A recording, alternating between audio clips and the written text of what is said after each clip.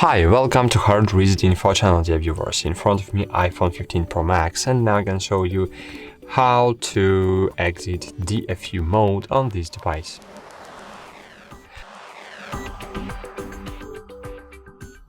So to do it, you need to disconnect your iPhone from the PC, and here as you can see we are pressing power or any other button and nothing happens. It's because we are in the DFU mode.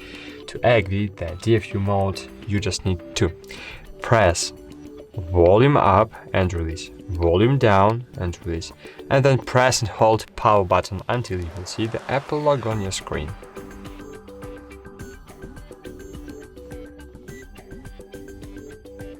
If you don't see Apple logo on your screen, it means that you need to try again.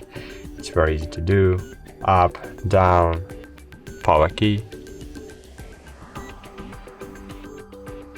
And when you will see the Apple logo, just release the power.